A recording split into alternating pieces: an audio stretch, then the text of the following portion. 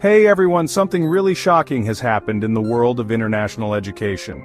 The Directorate of Enforcement, or ED here in India, has found a huge problem.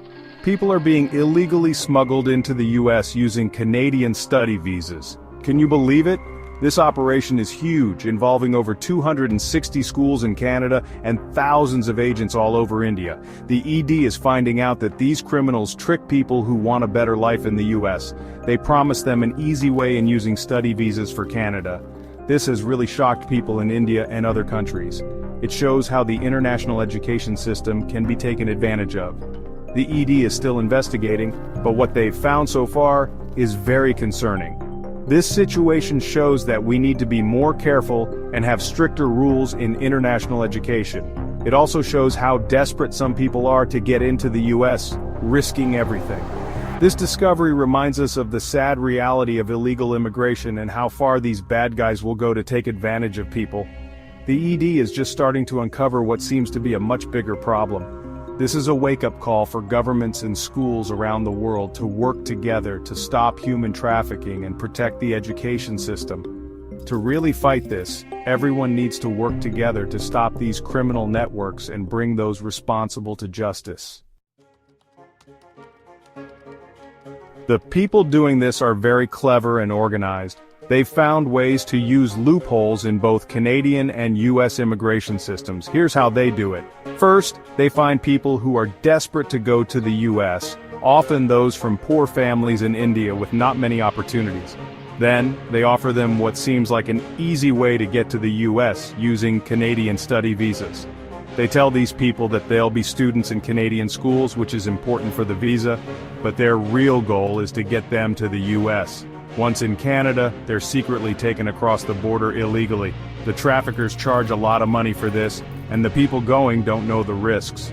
They're told it's safe and easy and that crossing the border illegally is no big deal. The traffickers only care about money and will risk people's lives for it. It's a very profitable business for them. The people caught in the middle often end up stranded and taken advantage of in a foreign country. A very sad story shows the human cost of this operation.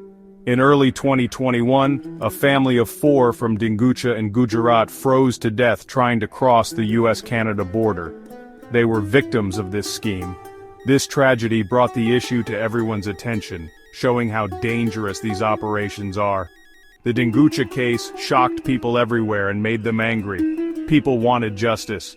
It reminded everyone how desperate people are to take such dangerous journeys and how cruel the traffickers are.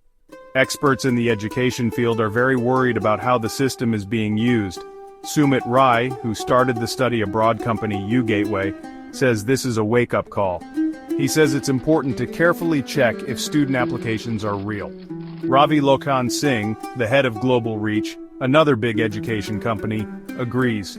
He's angry about some schools being involved and says everyone needs to be more careful. The ED's investigation is really important for stopping this trafficking network. On December 10, 2024, they raided 8 places in India, targeting offices of education companies and people suspected of being involved. The ED took important documents, phones, and computers and froze bank accounts with lots of money. They want to stop the traffickers from having money and gather evidence to arrest them. The investigation is still going on, and they're determined to catch those responsible. What the ED is doing is great, but we need to do more to stop this. Countries need to work together better, sharing information and coordinating to break up these networks.